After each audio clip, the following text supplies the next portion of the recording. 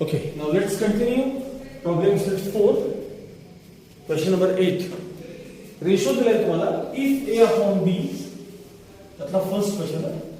If A upon B equals 2 upon 3, then find the value of following ratios. 4A plus 3B upon 3B. याची तुम्हाला पहिल्यांदा value विचारली.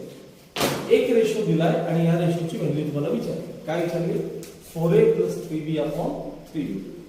बघा, सगळ्यात पहिल्यांदा ए चा कोएफिशियंट काय बघा. मी त्याच्या आधी नेहमी असं विचारतो तुम्हाला की ए बी ला काही स्क्वेअर्स जे विचारले त्याच्याकडे बघा. त्याच्यात काही स्क्वेअर्स किंवा क्यूब्स वगैरे काही आहेत का बघा. विचारलेले नाही. पुढं असेल आता आता आता आहे का सांगायचं आहे का नाही. मग ए चा कोएफिशियंट किती पाहिजे? 4. हा 4. आणि बी चा कोएफिशियंट किती पाहिजे? 3. मग याच्याकडे बघून ठरवायचं. ए ला 4 पाहिजे, बी ला 3 पाहिजे. तुम्ही नवीन लोक सगळे आलेले मागचे व्हिडिओ सारखे सारखे बघा. ए चा कोएफिशियंट 4 पाहिजे आणि बी चा कोएफिशियंट 3 पाहिजे. 4 पाहिजे, 3 पाहिजे, 4 पाहिजे, 3 पाहिजे, 4 पाहिजे, 3 पाहिजे. इथे बघायचं इथं 4 3 4 3 4 3. Multiplying both sides by 4/3. मग बघा 4/3 into A by B equals 4/3 into 2/3. 4 into A 4A, खाली 3 into B 3B. काही कॅन्सलेशन होते का? म्हणजे हे काही कॅन्सल होते का? मग 4 2 जा 8, 3 3 जा 9. आता मला सांगा याच्यावर मी कोणतं ऑपरेशन केल्यावर तसं बघायला मिळेल. हे बघा 4A मध्ये हे वरती दोन ऍड झालेत. मग या प्रोसेसला काय म्हणतात? डिनॉमिनेटर वर ऍड करायच्या प्रोसेसला काय म्हणतात? आता सांगितलं तुम्हाला काय आपल्याला कॉम्पोनंट म्हणतो. By componendo. त्याच्यावर सारखं लक्ष बघा तिथं काय विचारलं. By componendo. Numerator plus denominator upon denominator is equal to 8 plus 9 upon 9. पुढच्या स्टेप मध्ये हे आहे तसं लिहून काढायचं. इथं इज इक्वल टू 9 आणि 8 किती सांगा? 17. 17 upon 9 हे तुमचं फायदा. एवढं एक लिहून घ्या. ओके, नाव त्याचा सेकंड क्वेश्चन बघायचा. सेकंड तुम्हाला हा रेशो त्यांनी विचारलाय 5a² plus 2b² upon 5a² minus 2b². या रेशोची आपल्याला त्यांनी व्हॅल्यू विचारली. सुरुवात ही नेहमी त्यातनंच करायची. सांगा a upon b हा रेशो किती वाजणार? a upon b equals 2 upon 3. हा रेशोला सुरुवात करायची. तर सगळ्यात पहिले काय चेक करायचं की ते विचारलेल्या टर्म मध्ये काही स्क्वेअर क्यूब काही आहेत का. नीट ऐका बरं का, प्रोसेस ऐकायची. विचारलेल्या टर्म मध्ये काही स्क्वेअर क्यूब वगैरे काही आहे का? आहे. काय आहे सांगा? स्क्वेअर. आपण स्क्वेअर आधी करून घ्यायचे. मला इथं स्क्वेअरिंग बोथ साइड्स पहिले समजून घे. Squaring both sides. a चा स्क्वेअर a² अपॉन b चा स्क्वेअर b². 2 स्क्वेअर किती? 4. 3 स्क्वेअर किती? 9. आता या दोघांचे कोएफिशियंट्स इथं काय बघायचं. a² ला 5 पाहिजे, b² ला 2 पाहिजे. a² ला 5, b² ला 2. खालीवर तेच पाहिजे. हे बघा a² ला 5 पाहिजे, b² ला 2 पाहिजे. 5 2 5 2 5 2 5 2 दिसलं का? 5 2. Multiplying both sides by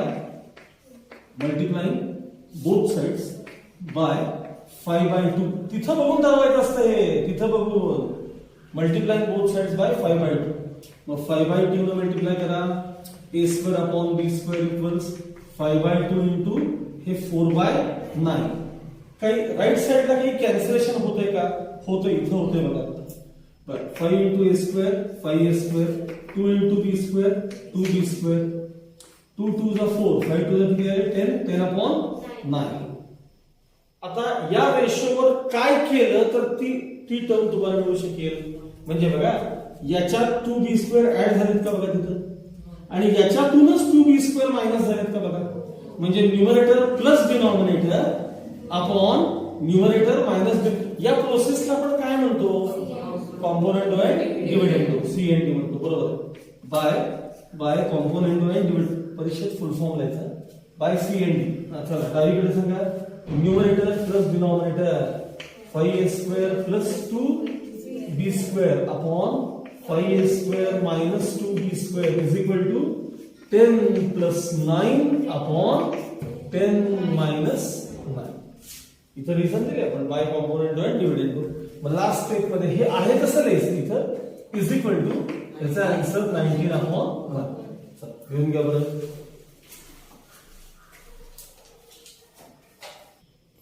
okay, third question बघा आता.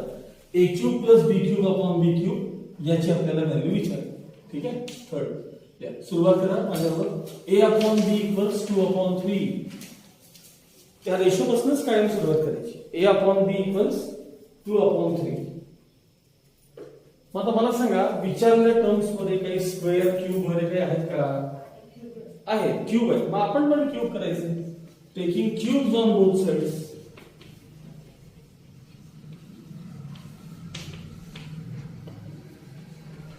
ए cube upon b cube equals 2 चा क्यूब किती येतो रे?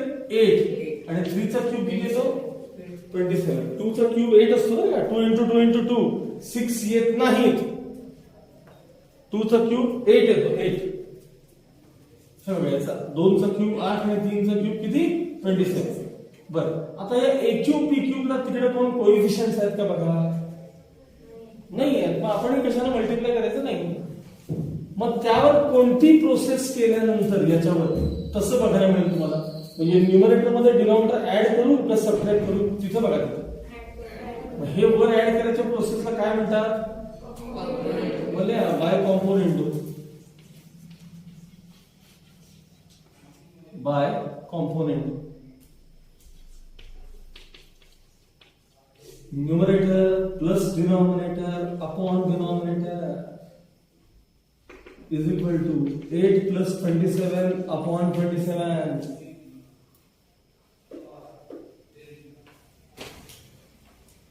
नेक्स्ट स्टेप मध्ये हे आहे तसं इकडे राईट साइडला ऍडिशन 35 अपॉन 27.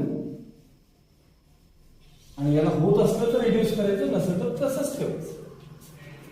होत असेल तर रिड्यूस करायचं, अदरवाइज तसंच ठेवायचं. वाच रे पुढचा शेवटचा क्वेश्चन काय? तू वाच. तू next. 7b minus 4a upon 7b plus 4a.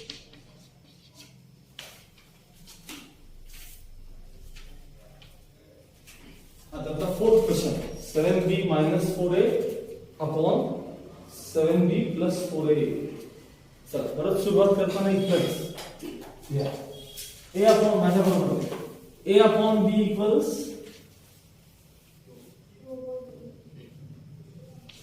A upon B equals 2 upon 3.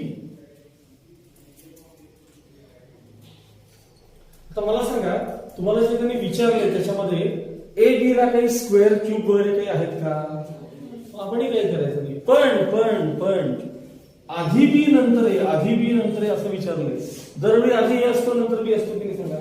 आता जरा उलट झालं की नाही मागे पुढं. म्हणजे बी आधी पाहिजे आणि ए नंतर पाहिजे म्हटल्यावर हे बी आधी आणि ए नंतर असा पाहिजे. म्हणून पहिल्यांदा लिहा बाय इन्व्हर्टेंडो. INVERTENDO. इन्व्हर्टेंडो म्हणजे व्यस्त क्रिया. B upon A is equal to 3 upon 2. काय घ्यायचे? रेसिप्रोकल्स घ्यायचे. रेसिप्रोकल्स व्यस्त क्रिया म्हणायचं त्याला. बी अपॉन ए इक्वल्स 3 अपॉन 2. ते झाल्यानंतर बघा इथं बी आणि ए चे कोइफिशियंट्स काय काय ते बघायचे. इथं बी आणि ए चे कोइफिशियंट्स काय काय ते पाहायचे. सांगा बी चा कोइफिशियंट काय पाहिजे? 7 आणि ए चा काय पाहिजे? 4. साइन बघू नका. बी ला कोण पाहिजे? 7. ए ला कोण पाहिजे? इथं पण ते देतात का बघा. बघा बी ला 7 पाहिजे, इथं 7 पाहिजे, इथं 4 पाहिजे. 7 पाहिजे, 4 पाहिजे, 7 पाहिजे, 4 पाहिजे, 7 पाहिजे, 4 पाहिजे. Yeah, multiplying both sides by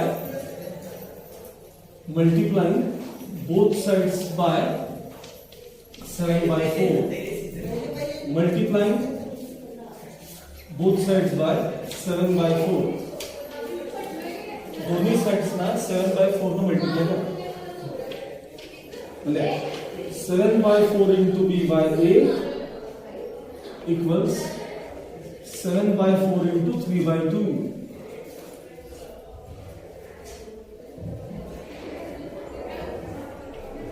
होत असेल तर कॅन्सलेशन, अदरवाईज काही नाही.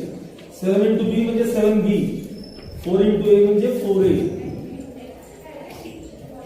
इज इक्वल टू, होतंय का काही कॅन्सलेशन इथे बघा, इथे काही कॅन्सलेशन वगैरे होतंय का, नाही ना. मग 7 टू बी 21 आणि 4 टू बी 8 झालं. आता विचार असा करा, इथं कोणती प्रोसेस केल्यानंतर असा पार्ट बघायला मिळेल, कॉम्पोनंट डॉट लिंक एक्झॅक्ट नाही पण उलट्या करून बघायला मिळेल. ह्याच्यावर तुम्ही पहिले सीएनडी करा, काय होतं आपण पुढे बघूया. लिहा by componendo dot dividendo, by componendo dot dividendo, by CND, by componendo dot dividendo. काय प्रोसेस आहे सांगा रे, numerator plus denominator upon numerator minus denominator. मग करा बरोबर, numerator 7b plus denominator upon numerator minus denominator is equal to 21 plus 8 upon 21 minus 8.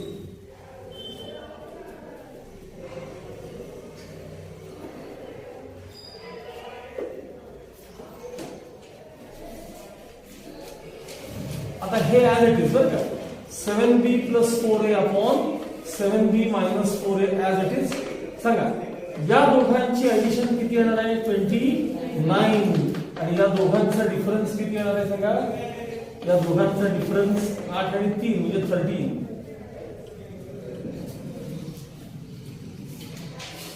पण तुम्हाला या रेशोची व्हॅल्यू विचारली आहे का, याचं बरोबर उलट विचारले.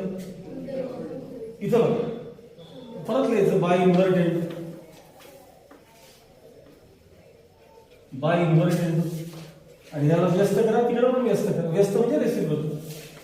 7b minus 4a upon 7b plus 4a, याची व्हॅल्यू किती येणार, 13 अपॉन 29.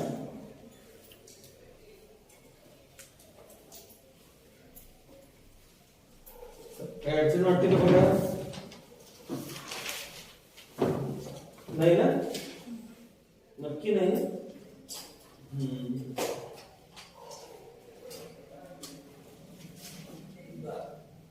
काय जमणार आहे का तुम्हाला, सांगतो. एक क्वेश्चन तुम्हाला मी करतो तात्पुरता.